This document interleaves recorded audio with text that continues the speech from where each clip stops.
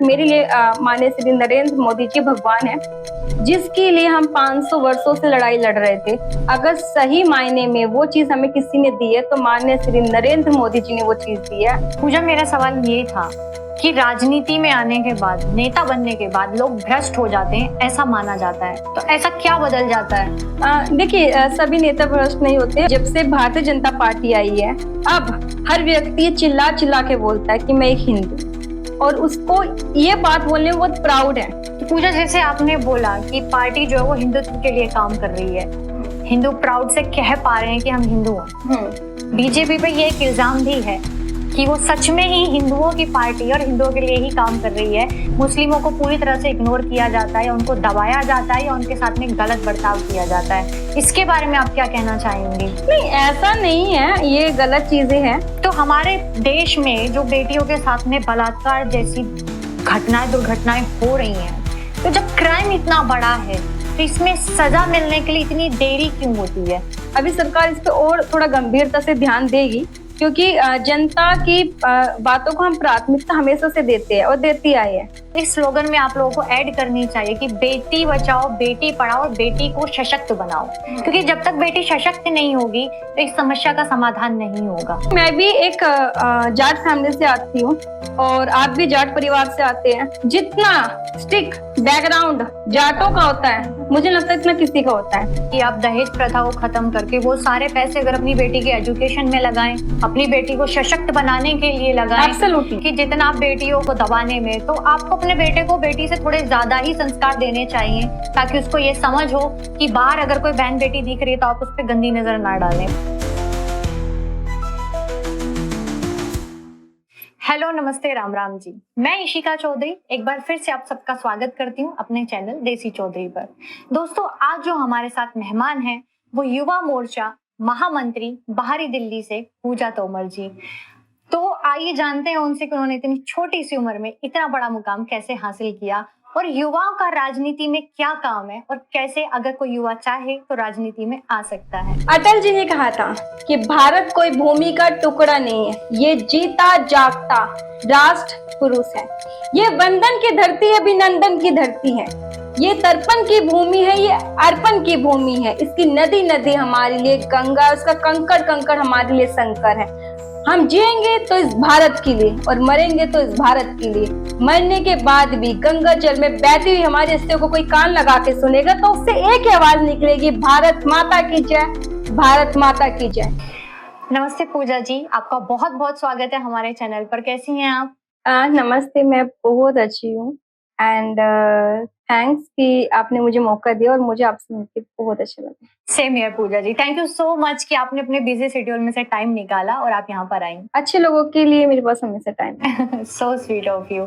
तो पूजा, मेरा सबसे पहला सवाल ये है कि आपका जो पद है वो चुनावी प्रक्रिया के थ्रू आपको मिला है, या फिर ये जो पार्टी के बड़े लोग होते हैं वो डिसाइड करते हैं कि ये वाला पद इस इंसान को जाना चाहिए? देखिए, चुनाव जब चुनाव होता है, ऐसा नहीं कि आप चुनाव प्रक्रिया जो होती है उसी पे आपको, नहीं, ये नेचुरल चीजें होती है। और जो आपको पोस्ट मिलनी है क्या है, वो ऊपर से ही सारा फिक्स होता है। क्योंकि जब आप नीचे होते तो आप उस चीजों को नहीं कर सकते डीलिंग की हम कर सकते, नहीं। जब पार्टी को लगता है कि ये व्यक्ति इस लायक है और ये अच्छा काम कर सकता है, ये हमारी पार्टी में एक अलग मजबूती ला सकता है, तो आपको वो काम दिया सौंपा जाता है। ये नहीं कि आपको जो आप सूट करोगे उसके अकॉर्डिंग आपको वर्क दिया जाता है। तो ये चुनावी प्रक्रिया का ऐसा कुछ इससे लेना देना नहीं है। ये एक पद है, एक जिम्मेदारी है। हर व्यक्ति हम संगठन के लिए काम करते हैं और जो संगठन के द्वारा हमें जिम्मेदारी दी जाती है हम उसे खुशी खुशी स्वीकार करते हैं। ओके, सो पूजा, मुझे ये बताइए कि जो युवा मोर्चा संगठन बनाया गया है इसका मोटिव क्या है, किस वजह से ये बनाया? देखिए, जो पार्टी है, पार्टी के 7 मोर्चे होते हैं। मेन बॉडी होती है, और महिला मोर्चा, किसान मोर्चा, ओबीसी मोर्चा, एसटी एससी मोर्चा, अल्पसंख्यक मोर्चा, और ऐसे ही मतलब अलग अलग मोर्चे होते हैं। तो क्या होता है, एक महिला को ज्यादा अट्रैक्ट कर सकती है, मतलब अपनी तरफ खींच सकती है। राइट। इसी तरीके से जो युवा है वो युवा को अपनी तरफ अट्रैक्ट कर सकता है। बट जो सीनियर सिटीजन है तो उसकी ऐसा जरूरी नहीं कि उसके युवा के साथ, जो यूथ है उसके साथ वाइब्स मैच होगी, बट जो एक युवा है तो उसकी वाइब्स मैच होगी। ओके। तो ये चीज है अट्रैक्ट करने का।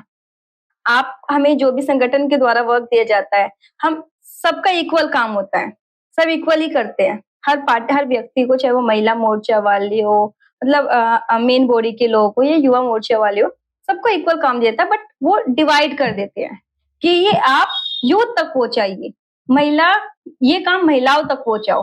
तो उस चीजों को क्या होता है, फिर एक इजी प्लेटफॉर्म हो जाता है। सिर्फ एक ही है और इसका कोई ऐसा अलग से कुछ नहीं है, इक्वल है। पार्टी सबको इक्वल काम देती है, सब अपनी जिम्मेदारी बखूबी निभाते हैं, और जो जिम्मेदारी पार्टी के द्वारा मिलती है, हम उससे अपना 100%, हर व्यक्ति उसमें 100% देता है। तो पूजा, अभी आपको राजनीति में आए हुए कितने साल हो गए हैं? मुझे राजनीति में आए अराउंड 5 ईयर। ओके। हाँ। सो राजनीति ही क्यों? कोई फैमिली बैकग्राउंड था या फिर आप बचपन से आपने ये ही सोचा था? ये राजनीति आपके जीवन में कैसे आई? देखिए, कभी कभार जो आप सोचते हो वो आपको मिलता नहीं, और जो आप नहीं सोचते उससे ज्यादा मिल जाता है। तो भगवान की मेरे ऊपर एक अच्छी कृपा रही है। मैं भगवान को बहुत मानती हूँ, और मेरे लिए हर व्यक्ति में भगवान है। तो मैं वैसे कुछ और ही करना चाहती थी अपनी लाइफ में, और मुझे चाइल्ड टाइम से पॉलिटिक्स का बहुत इंटरेस्ट था। न्यूज़पेपर पढ़ना, अच्छे लोगों के बारे में सुनना, और मुझे जो व्यक्ति हार्डवर्क करता है और लाइफ में मतलब कुछ अचीव करता है, तो मुझे वो लोग बहुत पसंद है, चाहे फिर वो व्यक्ति कोई भी हो। तो पॉलिटिक्स का कीड़ा था, बट ये नहीं सोचा था कि मैं राजनीति का एक हिस्सा बनूंगी और मैं समाज सेवा कर पाऊंगी। सबसे बड़ी बात देखिए, राजनीति मत करिए, आप समाज सेवा के लिए आइए। और जब बात समाज सेवा की आती है, तो मुझे लगता है कि हर व्यक्ति को अपना योगदान देना चाहिए। यहाँ पे पॉलिटिक्स मत खेलो, आप समाज के लिए आइए, समाज सेवा करो, दिल से करो, क्योंकि जनता के साथ खिलवाड़ मत करो आप। राइट। मेरा ये क्लियर है। तो भगवान चाहते थे कि मैं आके जनता की सेवा करूं, और ये मेरा सौभाग्य है कि मुझे इतनी छोटी सी उम्र में वो चीज करने का मौका मिल रहा है। मैं कहीं ना कहीं अपने आप को सौभाग्यशाली समझती हूँ कि मुझे इतना अच्छा मौका मिल रहा है जनता की सेवा करने का। राइट। सी पूजा, ऐसे होता है कि राजनीति में ज्यादातर लोग उम्र दराजी होते हैं। लोगों का मानना है कि जब एक्सपीरियंस होता है तभी आप चीजें संभाल सकते हैं, देश संभाल सकते हैं। तो जब एक युवा राजनीति में एंट्री करता है तो उसके लिए क्या इतना चैलेंजिंग होता है? देखिए, आपने बिल्कुल सही बात बोली है कि राजनीति में एक्सपीरियंस होना बहुत जरूरी है, क्योंकि बिना ज्ञान के अगर आप आगे सोचोगे जाने के बारे में, तो वो पॉसिबल नहीं है। नॉलेज होनी बहुत जरूरी है, इसको हम ज्ञान बोल सकते हैं।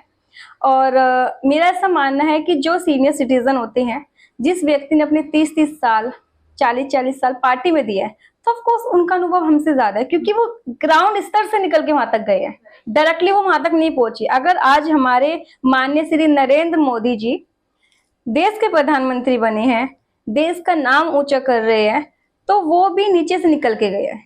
जितना हार्डवर्क उन्होंने किया, आई थिंक, मुझे लगता है कि किसी और प्रधानमंत्री ने इतना हार्डवर्क किया होगा। उन्होंने ये प्रूव कर दिया है कि एक छोटा बच्चा, एक चाय बेचने वाला व्यक्ति प्रधानमंत्री बन सकता है, प्राइम मिनिस्टर बन सकता है, और देश का नाम रोशन कर सकता है। तो मेरा ऐसा मानना है कि हर व्यक्ति के अंदर गट्स होते हैं। कुछ लोगों को लगता है कि पैसा होता है तभी आप राजनीति में आओ, राजनीति कर सकते हो। आप मुझे एक चीज बताइए, हमारे देश के प्रधानमंत्री माननीय श्री नरेंद्र मोदी जी, वो तो नेचुरली रिच नहीं थे, उन्होंने तो अपने बलबूते सब कुछ खड़ा किया है, और आज उन्हें लोग पसंद करते हैं। उन्हें इनफैक्ट इन फ्यूचर भी उन्हीं को ही प्राइम मिनिस्टर की रेस में देखना चाहते हैं। राइट, देखना चाहते हैं, बिल्कुल। तो ये आपके गट्स है, आप अपने आप को ब्रांड बनाओ, ना कि पैसे के पीछे भागो। तो मेरा ऐसा मानना है कि आपके अंदर टैलेंट होना चाहिए, ज्ञान होना बहुत जरूरी है, तो आप उम्र दराज के जो लोग होते हैं उनको भी पीछे छोड़ के आगे निकल सकते हो। सो पूजा जी, आपको इतना टाइम हो गया यहाँ पे काम करते हुए, तो आपने क्या महसूस किया कि युवाओं के लिए सबसे ज्यादा बड़ा मुद्दा क्या है? बेरोजगारी? देखिए, कहीं ना कहीं अगर देखिए तो युवाओं के लिए बेरोजगारी बहुत बड़ी चीज है। तो मैं आपको बताऊं, हमारे माननीय श्री प्रधानमंत्री नरेंद्र मोदी जी ने 15 अगस्त को लाल किले से अनाउंस किया था भारत रोजगार योजना, जिससे कहीं हद तक लोगों को लाभ मिलेगा। तो इन चीजों पे कहीं ना कहीं काम कर रहे हैं, और कोशिश कर रहे हैं कि इन चीजों को किसी भी तरीके से दूर किया जाए, क्योंकि रोजगार होना बहुत जरूरी है। और जब तक अगर लोगों के पास काम धंधा नहीं होगा तो वो कुछ कर नहीं पाएंगे। राइट। क्योंकि घर चलाने के लिए, आपको खाने के लिए काम चाहिए, और काम नहीं होगा तो पैसा नहीं आएगा, तो वो बहुत जरूरी है। हाँ, मुझे लगता है कि इस पे हमें और अच्छे से काम करना चाहिए। मुझे जैसे आप 5 साल से पार्टी में काम कर रहे हो, तो आप, जाहिर सी बात है कि आप अपनी उम्र के लोगों के साथ भी काम करते हो और अपनी उम्र से काफी बड़े लोगों के साथ में भी काम करते हो, जो आपसे उम्र में बड़े हैं, और आपकी एज में जो एक डिफरेंस है, विचारों का जो एक तालमेल नहीं बैठता है, तो आपको सबसे बड़ी समस्या क्या लगती है? उनके साथ में तालमेल कैसे बैठाया जाए? मैं सबसे पहले तो ये देखती हूँ कि मैं लोगों को पहले सुनना पसंद करती हूँ। ओके। और दूसरी बात ये कि ऑफ कोर्स जिस व्यक्ति ने अपना काफ़ी टाइम राजनीति में दिया है, तो कहीं न कहीं वो सही भी बोल सकते हैं। बट मुझे ऐसा लगता है कि जो आज के युवा है, वो उनकी थिंक्स, उनकी विचारधारा बहुत अलग है। आपने देखा भी होगा कि आज के युवा बहुत आगे निकल रहे हैं। तो कहीं न कहीं इस पे ध्यान देने की ज़रूरत है कि दोनों की बात सुनना चाहिए। ये मत देखो कि आप युवा हैं। देखो यार, क्या पता इसकी अच्छी एडवाइस हो। और हमारी भारतीय जनता पार्टी में ऐसा होता है कि अगर आपकी बात अच्छी है, आपकी बात में दम है, तो आपकी बातों को प्राथमिकता दी जाती है।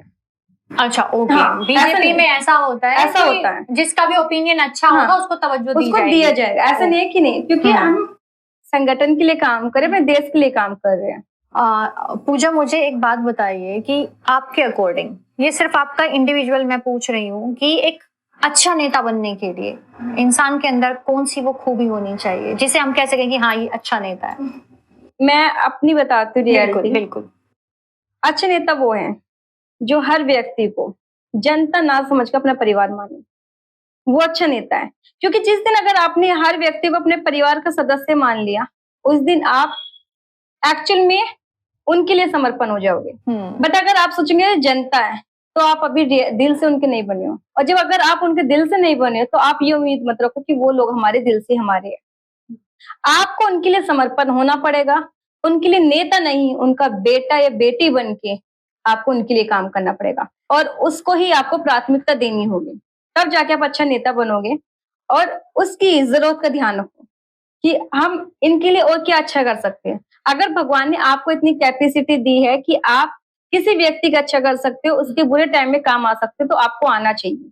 क्योंकि जब आप किसी के व्यक्ति के बुरे टाइम में काम आते हो, उस टाइम पे उसको आप में ही भगवान नजर आता है। राइट। हर किसी का बुरा टाइम आता है, और ये नॉर्मल है। एक छोटा सा मैं आपको बताती हूँ कि कोई गरीब होता है तो कोई अमीर होता है, और कोई भी व्यक्ति ये नहीं चाहता कि मैं गरीब हूँ। ऐसा कोई नहीं चाहता है। बट भगवान ने जिसको जो बनाया वही रहेगा। तो हम उसको कमेंट ना पास करके कि ये गरीब है, वो अमीर, ये ना देखिए। हम हर व्यक्ति को इक्वल लेके चले, राइट। और उसके दुख सुख में खड़ा हो, तो वो अच्छा नेता है। आप अपनी जरूरत के टाइम पे जा रहे हो, अपनी जरूरत पूरी करने के लिए कि अभी मेरा टाइम आ गया है तो अभी मैं जाके खड़ा होता हूँ अपने फायदे के लिए, तो वो नेता नहीं है, वो एक दिखावा है। नेता वो होता है जो एनी टाइम एनी व्यक्ति के साथ खड़ा रहे, दिल से खड़ा रहे, दिल से, वो नेता है। अच्छा पूजा, जब वोट मांगने का समय आता है तो नेता बड़े बड़े मंच पे जाके बड़े बड़े भाषण देते हैं, जनता से वादे करते हैं, लेकिन जब वो जीत जाते हैं तो फिर उसी जनता को बहुत पीछे कहीं छोड़ देते हैं और एक भी वादा पूरा नहीं करते हैं। तो वो मेंटलिटी क्या है? ऐसा क्या बदल जाता है वो, मतलब उस समय से लेके और नेता बनने तक में? देखिए, मुझे दूसरे का तो नहीं पता, बट मुझे अपनी पार्टी का मैं कह सकती हूँ। हमारी पार्टी में ऐसा नहीं होता है। हमारी पार्टी में जो हम जनता से कमिटमेंट करते हैं, तो उसको पूरा भी करते हैं। क्योंकि हम जनता को जनता नहीं मानते, हमारे लिए वो भगवान का रूप होती है। और जब आप अगर आप उस मंजिल पे हो कि आप पूरे देश को देख रहे हो, तो इक्वली लेके हर किसी का मतलब बराबर का देखा जाता है। तो यहाँ पे हम कमिटमेंट, बट अदर पार्टी ऐसे हैं जो कमिटमेंट करती है वोट पाने के लिए, लोगों को गुमराह करते हो आप।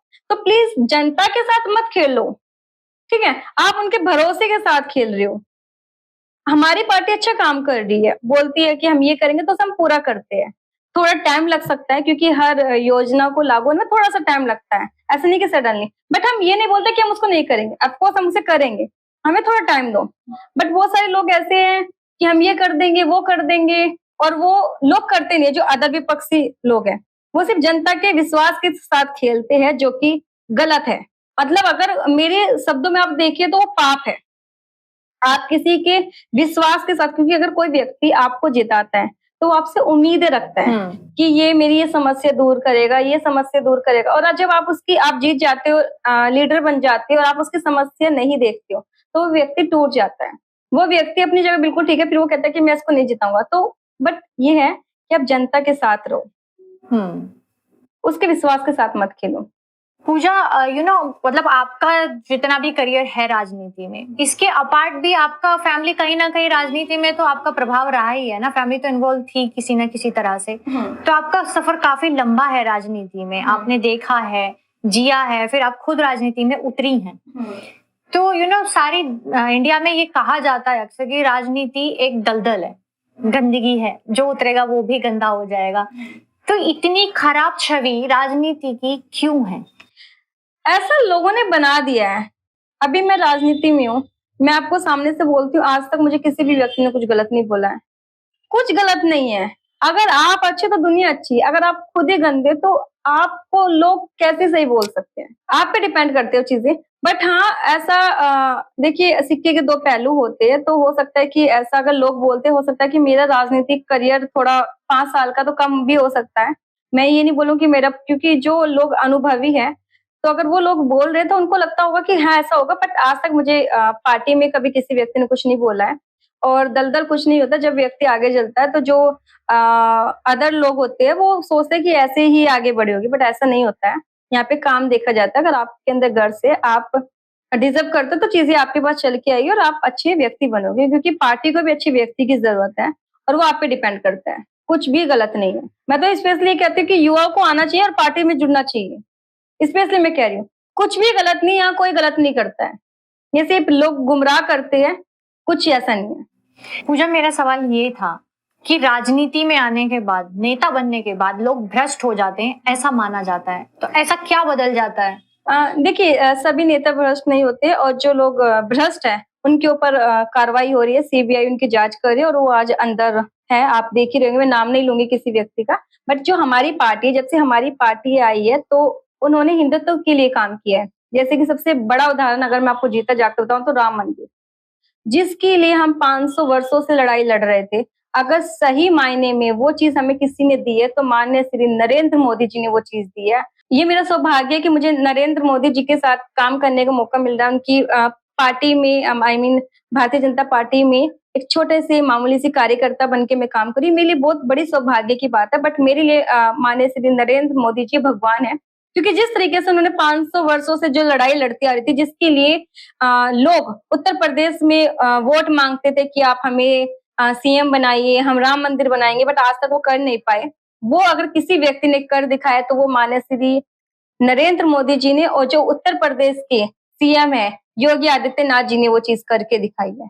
तो उत्तर प्रदेश में योगी आदित्यनाथ जी जैसे मुझे लगता है कि कोई सीएम आए हैं। देखिए, जब से भारतीय जनता पार्टी आई है, अब हर व्यक्ति चिल्ला चिल्ला के बोलता है कि मैं एक हिंदू हूँ और उसको ये बात बोलने में बहुत प्राउड है। आप देख सकते हैं कि लोग डरते थे कि कब पड़ोसी देश हम पे हमला कर दे। अगर उस चीज से अगर किसी ने हमें प्रोटेक्ट किया तो माननीय श्री नरेंद्र मोदी जी ने किया, क्योंकि जिस तरीके से हमारे माननीय श्री नरेंद्र मोदी जी काम करते हैं वो एक अलग। तो पूजा, जैसे आपने बोला कि पार्टी जो है वो हिंदुत्व के लिए काम कर रही है, हिंदू प्राउड से कह पा रहे हैं कि हम हिंदू हैं। बीजेपी पे ये एक इल्जाम भी है कि वो सच में ही हिंदुओं की पार्टी और हिंदुओं के लिए ही काम कर रही है। मुस्लिमों को पूरी तरह से इग्नोर किया जाता है, उनको दबाया जाता है या उनके साथ में गलत बर्ताव किया जाता है। इसके बारे में आप क्या कहना चाहेंगे? नहीं, ऐसा नहीं है, ये गलत चीजें हैं, क्योंकि हमारी पार्टी हर वर्ग के लिए, हर समाज के लिए काम करती है। बट वो आपका देखने का नजरिया है। अगर ऐसा होता तो इनफैक्ट सबसे बड़ी चीज जो अब्दुल कलाम जी हैं, मतलब उनको हम इतना मानते हैं, उनको सम्मानित भी करते हैं। मतलब उनकी ऐसा नहीं है, अगर मुस्लिम अगर व्यक्ति आपके अंदर वो चीज है, आपके अंदर गट्स है, तो आप वो व्यक्ति आगे जाओगे, उसको कोई नहीं रोक सकता है। यहाँ पे जाति की बात ही नहीं आती है। हमारी भारतीय जनता पार्टी हर वर्ग, हर समाज को इक्वल रखती है। तो पूजा, आप खुद एक महिला हैं, अब थोड़ी सी महिलाओं के बारे में बात कर ली जाए। डेफिनेटली, क्योंकि आप नेता हैं, महिला हैं, और अगर हम महिलाओं की सुरक्षा के बारे में बात नहीं करेंगे तो शायद ये पॉडकास्ट अधूरा रह जाएगा। महिलाओं की सुरक्षा का क्या, जैसे कि आपने देखा भी हाल फिलहाल में हरियाणा में एक केस हुआ है अभी देखा आपने रिसेंटली नोएडा में एक लड़की को दहेज के लिए, तो महिलाओं की सुरक्षा के लिए सरकार को कुछ ऐसे उचित कदम उठाने नहीं चाहिए कि वो अपने आप को सुरक्षित महसूस कर सकें? बिल्कुल उठाने चाहिए, क्योंकि जहाँ बात महिला की सुरक्षा की हो तो मुझे लगता है कि वहाँ पे सोच विचार करना चाहिए, क्योंकि जब एक महिला, अगर जैसे कि मैं हरियाणा का आपने मुझे बोला है, तो वहाँ पे हमारी बहन के साथ बहुत गलत हुआ है। इनफैक्ट उसके साथ गलत तो किया ही गया है, साथ में उनकी गर्दन काटी गई, फेस पे तेजाब डाला गया और भी बहुत सारी वारदात उनके साथ की गई है, जो कि बहुत गलत है। क्या कसूर था उस लड़की का? क्या उसका ये कसूर था कि वो अपनी एक मिडिल फैमिली से आती थी? क्या उसकी ये गलती थी? या फिर उसकी ये गलती थी कि उसके वो कुछ करना चाहती थी? या फिर उसकी गलती थी कि वो डॉक्टर बनना चाहती थी? वो लड़की अपनी एक टीचर बन के बच्चों को पढ़ाती थी, वहाँ से अपनी सेविंग्स निकालती थी और जो कि अपनी पढ़ाई में, मतलब एक डॉक्टर की पढ़ाई करना चाहती थी उसके लिए, क्योंकि वो एक मिडिल साधारण फैमिली से आती है। बट अगर एक साधारण फैमिली के व्यक्ति के साथ ऐसी घटिया वारदात होगी, तो कैसे आगे काम चलेगा? यही सवाल तो मेरा है पूजा। कैसे तो काम चलेगा? सरकार को तो इसके सरकार इस पे मुझे लगता है कि इस पे काम और वैसे करा हुआ है और अच्छे से करना चाहिए, ताकि कोई भी व्यक्ति ऐसे करने से पहले 1000 बार सोचे। करेक्ट। ये करना तो दूर की बात, मैं हाथ जोड़ के सभी माता-पिता से रिक्वेस्ट करती हूँ कि प्लीज़ आप अपनी लड़की को किसी बेरोज़गार हाथ में मत थमाओ। और दूसरी सबसे बड़ी बात कि जो अगर आपको लगता है कि वो लालची है, शुरू में डिमांड करे, तो उनको बिल्कुल मत दो। उनको क्लियर बोलो कि भाई हमारे पास एक सिंपल लड़की है, ये है, करना है तो बताइए, अदरवाइज़ मत करिए।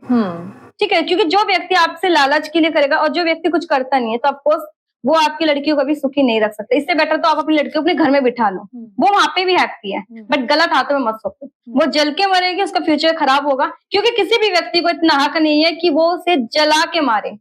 और इतना हक किसने दे दिया कि आप दूसरे की बेटी को जलाएंगे, आप दूसरों की बेटी को मारेंगे? किसने इतना हक दिया आपको? सरकार ने इसके ऊपर कड़े कानून बनाए हुए हैं, बट हाँ, मुझे ऐसा लगता है कि इस पे और कड़े कानून बनाने चाहिए, क्योंकि हमारी माताएं और बहनें और जो हमारी महिला जितनी भी हैं, उनके साथ ऐसी गलत वारदात नहीं हो। और जो आज के माता-पिता हैं, वो सोचते हैं कि वो अपनी बेटी को बाहर भेजें, नहीं भेजें। अभी मेरे पेरेंट्स भी सोचने लग गए हैं, उनको भी मेरी चिंता होती है कि पूजा आप हम आपकी सिक्योरिटी बढ़ाना चाहते हैं। बट कहीं न कहीं मुझे लगता है कि वो अपनी जगह ठीक है, क्योंकि वो पेरेंट्स हैं। और वहीं पे मुझे ऐसा लगता है पूजा की एक चीज और होनी चाहिए कि आप दहेज प्रथा को खत्म करके वो सारे पैसे अगर अपनी बेटी के एजुकेशन में लगाएं, अपनी बेटी को सशक्त बनाने के लिए लगाएं, एब्सोल्युटली। अपनी बेटी को उतना स्ट्रॉन्ग बनाएं कि वो अपने आप को हर हाल में स्टैंड कर सकती है, बट ऐसा नहीं तो होता है। ज्यादा बेहतर होगा। क्या होता है, मैं आपको बताती हूँ, जो शहरी एरिया है वहाँ पे ऐसा होता है, बट जो थोड़ा-सा मतलब एक गाँव टाइप आ जाती है जगह, तो वहाँ पे पेरेंट्स मोस्टली सोचते हैं कि यार हमारी लड़की बड़ी हो गई है, 12th उसने कर ली है, आगे पढ़ेगी तो पढ़ेगी, नहीं तो कोई बात नहीं। क्योंकि देखिए मैं भी एक जाट फैमिली से आती हूँ और आप भी जाट परिवार से आते हैं, तो अगर मैं यहाँ पे और आप यहाँ पे हैं, तो मैं ये कहती हूँ कि जितना स्टिक बैकग्राउंड जाटों का होता है, मुझे लगता है इतना किसी का होता है। तो मैं भी आती हूँ, मैंने भी अपना माहौल देखा, बैकग्राउंड देखा, वहाँ पे क्या होता है, लड़की पढ़ेगी तो ठीक है, ये तो बोलते हैं आपने 12th कर ली है, घर का काम करो, आगे पढ़ना है तो हम ओपन से करा देंगे। और दूसरी बात ये है कि हम इसकी शादी कर देंगे, ओपन अच्छे से से करा देंगे या फिर ससुराल वाले पढ़ाए नहीं अपने पढ़ाए, उनकी वो उनके मर्जी, ऊपर से अपने घर जाओ। तो क्या होता है, वो उनके माइंड में सेट होता है। बट मेरा ऐसा मानना है कि आप दहेज में 10 लाख दोगे, 20 लाख दोगे, फॉर्च्यूनर दोगे, गोल्ड दोगे, सामान दोगे, अरे बेटर ये कि आप 5 लाख रुपए अपनी लड़की को बना दो, उसमें लगा दो, एटलीस्ट वो हीरा बन जाएगी। Right. आपको दहेज देने की जरूरत नहीं पड़ेगी, वो खुद ही आपको इतना कमा के दे देगी कि आपको प्राउड हो, और ऊपर से आपको समाज में अच्छा नाम देगी। थोड़ा सा मुझे लगता है कि लोगों को इस पे सोच बदलने की जरूरत है। बिल्कुल, सबसे ज्यादा माँ बाप को, पेरेंट्स को अपनी सोच बदलने की जरूरत है। आप अपनी बेटी को अपने सशक्त बनाओ, आत्मनिर्भर बनाओ, बस। दहेज चीजें ये सारी, ये सब फालतू की चीजें हैं, मुझे लगता है कि इसमें कुछ नहीं है। आप 10-20 लाख रुपए उसमें लगाओगे, इससे बेटर अपनी लड़कियों को इंडिपेंडेंट। बिल्कुल। और वहीं पे एक चीज मुझे ये भी लगती है कि जितना आप बेटियों को संस्कार देने में अपना समय लगा देते हो, उनको दबाने में, तो आपको अपने बेटे को बेटी से थोड़े ज्यादा ही संस्कार देने चाहिए, ताकि उसको ये समझ हो कि बाहर अगर कोई बहन बेटी दिख रही है तो आप उस पर गंदी नजर ना डालें, वो भी किसी की बहन है, किसी की बेटी है। तो बेटियों को संस्कार देने से ज्यादा जरूरी है बेटों को संस्कार दिए जाएं। एब्सोल्युटली। देखिए अभी कुछ जगह ऐसी भी है जहाँ पे हमारे कुछ लड़कियों ने कुछ अपने हस्बैंड को मारा भी है, तो ये भी चीजें हैं। हम ये भी नहीं बोलेंगे कि महिला कहीं हद तक सही भी है, बिल्कुल दोनों एंगल है, सही भी और गलत भी है एक। बट ये है कि जो सही वुमेन है उनके साथ एटलीस्ट गलत नहीं होना चाहिए। और देखिए, अगर कोई भी व्यक्ति गलती करता है तो उसको सजा मिलनी चाहिए। बट हाँ, मुझे ऐसा लगता है कि देखिए, लड़की जब उसको जन्म मिलता है तभी से मैच्योर होती है, आपको रियलिटी बताऊं। बट जो लड़के होते हैं उनको स्टार्टिंग में ही इतनी फ्रीडम मिल जाती है कि उनका वो चीज नहीं होती है। तो सबसे बेटर है कि आप उन्हें घर से ये सिखाइए कि भाई आपको बहन बेटी की इज्जत क्या करनी है। और मुझे इसमें मुझे कोई मतलब नहीं, अगर ऐसे कड़े कानून बन जाते हैं तो व्यक्ति खुद ही डरेगा कि भाई अगर मैंने इसको छेड़ा, इसके साथ कुछ घटिया वारदात की, तो उसका ये अंजाम होगा। बिल्कुल। पूजा, आप भी एक औरत है, मैं भी एक औरत हूँ, और आप मेरी बात से रिलेट कर पाएंगी कि कभी आपने भी किसी बस में या ट्रेन में सफर किया होगा, मैंने भी किया है। तो लोगों की नजरें इतनी खराब होती हैं कि मतलब आप खुद पे डाउट करने लगते हो कि मैंने कपड़े ठीक से पहने हैं कि नहीं, कुछ खिसक तो नहीं गया दुपट्टा, या इस तरह से। या लोग फायदा उठाते हैं कि थोड़ी भीड़ है बस में तो आपसे इस तरह सट के निकलेंगे या कुछ भी होगा, तो इस तरह की चीजें हम लोग फेस करते हैं। तो पूजा, वो उस टाइम पे इतनी गंदी फील होती है कि हम लड़कियां अपने आप में बहुत बुरा महसूस करती हैं कि अगर आपको कोई अपनी मर्जी के खिलाफ थोड़ा सा टच कर दे तो बहुत बुरा लगता है। तो हमारे देश में जो बेटियों के साथ में बलात्कार जैसी दुर्घटनाएं हो रही हैं, तो आप और मैं नहीं समझ सकते कि उस समय उनके ऊपर क्या बीतती होगी, वो क्या महसूस करती होंगी, राइट? क्योंकि ये इतना बड़ा क्राइम है। तो जब क्राइम इतना बड़ा है तो इसमें सजा मिलने के लिए इतनी देरी क्यों होती है? कहने के लिए कह दिया कि फास्ट ट्रैक पे केस चला गया है, कार्रवाई हो रही है, जल्दी से जल्दी फांसी हो जाएगी, लेकिन वो जल्दी से जल्दी भी 5 साल 10 साल 8 साल इस तरह से। तो ये फास्ट ट्रैक का मतलब क्या है फिर? रेप केसेस को थोड़ा अलग एंगल से देखा जाए, क्योंकि रेप कोई छोटी मोटी चीज नहीं है। राइट। सबसे बड़ी बात, किसी लड़की की इज्जत के साथ खेलना, इससे बड़ा अपराध कुछ नहीं हो सकता, और वो भी उसकी मर्जी ना होने की। अगर उसकी रजामंदी नहीं, उसके बाद भी आप उसके साथ घटिया हरकत करते हो, तो ये कानूनी अपराध है। इसमें इसके लिए कड़े से कड़े कानून होने चाहिए। और मुझे ऐसा लगता है कि अगर किसी व्यक्ति के साथ, किसी महिला के साथ गलत हुआ है, तो यहाँ पे सोच विचार की जरूरत नहीं, केस वेस की जरूरत नहीं है। उसके साथ भी वही करो जो उसने उस बहन के साथ किया है, तब उसको पता चलेगा। अगर ऐसे कानून बन जाते हैं, जैसे कि आप दुबई में देख लीजिए, अदर कंट्री में ऐसे कानून है कि वहां पे लोग रेप तो करने के बारे में क्या सोचते भी नहीं है। अगर ऐसे स्ट्रिक्ट कानून यहाँ पे बन जाते हैं तो यहाँ पे ऐसे ये चीजें खत्म हो जाएगी। और अगर ऐसे ही चलता रहा तो हमारे जो माता पिता है वो डरेंगे लड़कियों को बाहर निकालने से, तो कहीं ना कहीं इसमें लड़कियों का बहुत नुकसान हो सकता है। तो इस पे थोड़ा सा इस मामले को गंभीरता से वैसे तो इस पे अच्छे कानून बने हुए हैं, बट हाँ थोड़ा और गंभीरता से लेने की इसको जरूरत है, क्योंकि बात लड़की की है, उसकी इज्जत की है, और उस लड़की की इज्जत के साथ उसके माता पिता की इज्जत जुड़ी होती है। अगर आपके साथ गलत हो गया है तो उस लड़की के साथ तो पहली बात तो कोई घर नहीं बसाना चाहता है, राइट। सबसे बड़ी बात, वो माता पिता मुंह दिखाने के लायक नहीं रहते हैं, बल्कि उनकी कोई गलती नहीं है तब भी उन्हें वो सजा भुगतनी पड़ती। क्यों भुगते वो सजा? क्या कसूर है उनका? ये कसूर है कि उन्होंने एक बेटी को जन्म दिया है। अगर बेटी नहीं होगी तो देश चलेगा कहाँ से? और सबसे बड़ी बात, अगर बेटी के साथ ऐसी वारदातें होगी तो फिर आगे कैसे काम चलेगा? आप एक आदमी क्यों भूल जाता है कि आपको जन्म देने वाली भी एक महिला है, और अगर आप एक महिला का ही सम्मान नहीं कर रही हो, अपने घर में तो आप माँ माँ बोलते अपनी माँ को, और बाहर की जो बहन बेटी होती है उसकी आप इज्जत नहीं करते हो, तो इज्जत करना सीखो। कड़े कानून अगर जिस दिन आ गए तो वो सब सीख जाएंगे।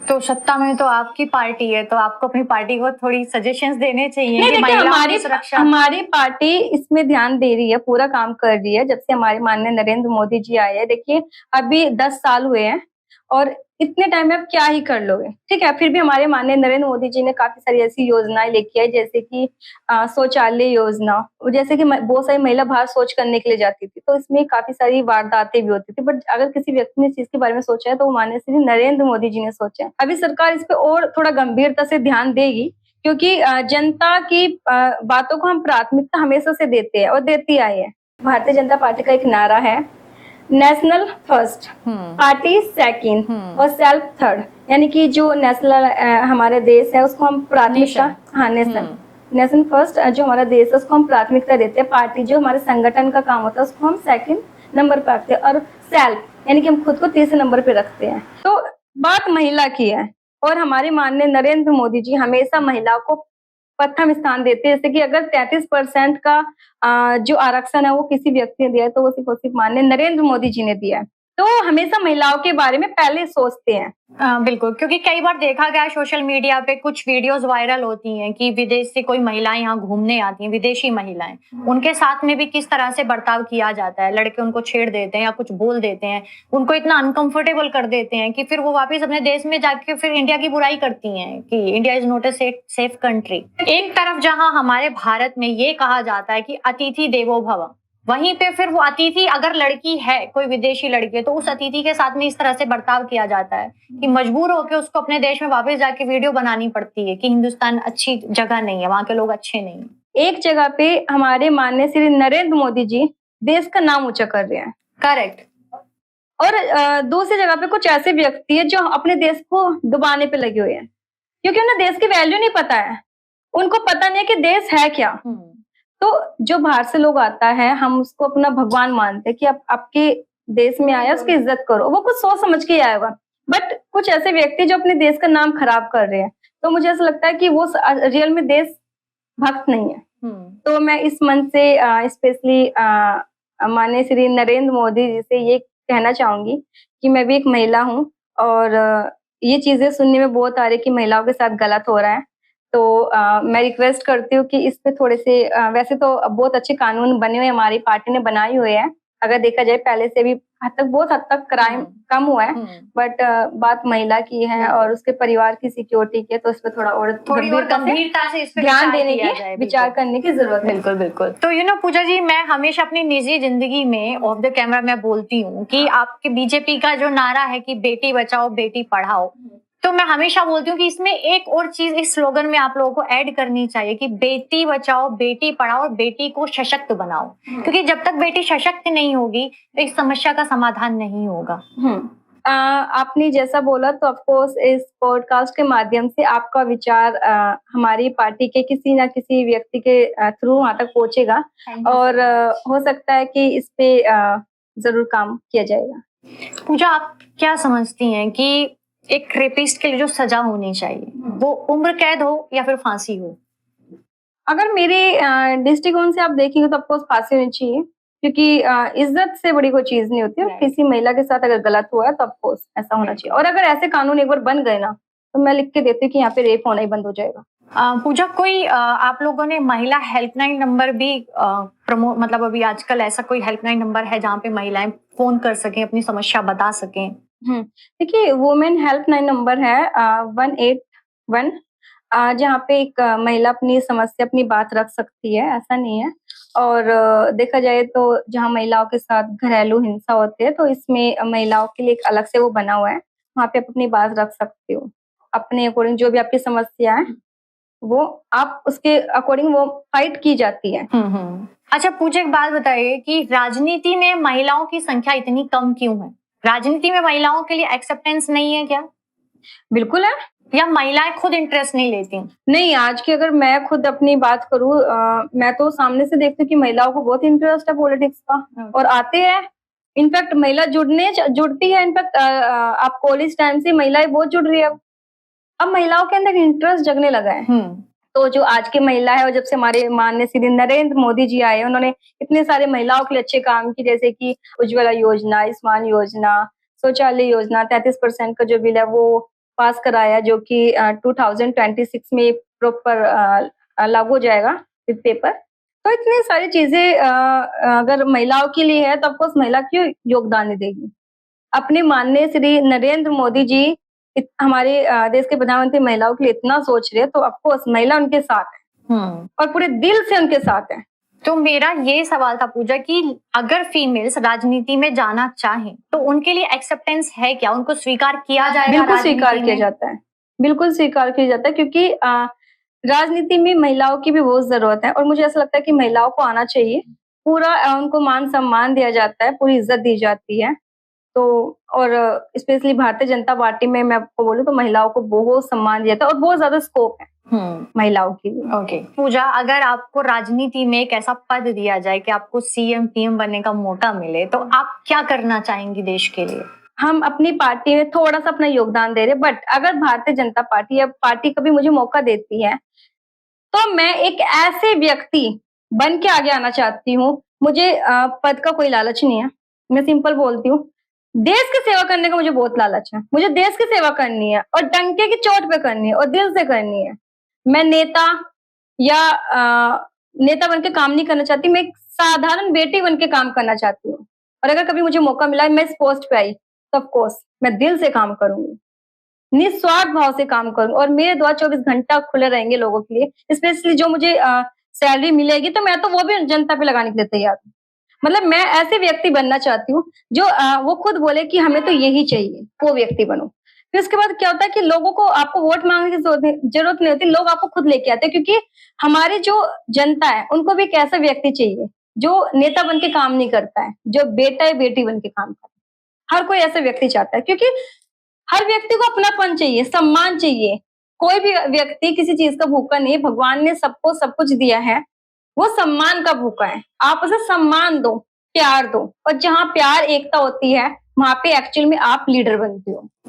तो उस चीज़ पे मुझे काम करना है। ओके। पूजा, आजकल लव जिहाद का बहुत जो मुद्दा है गर्म हो चुका है। लड़कियों को, भोली भाली लड़कियों को फंसाया जाता है। कभी कभी तो ऐसा होता है कि हिंदू नाम बता के उनके साथ में बहुत दरिंदगी भी की जाती है या एक ट्रैप में उनको फंसा लिया जाता है।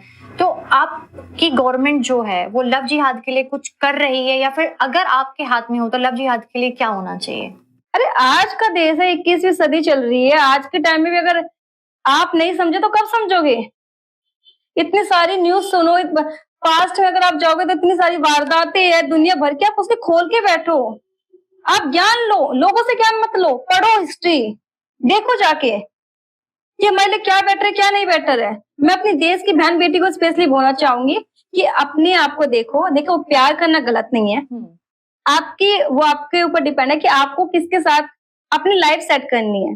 पर आप ये देखो कि एक्चुअल में वो व्यक्ति आपसे प्यार करता है या फिर आपके विश्वास के साथ खेल रहा है, वो चीज आपको पता होनी चाहिए।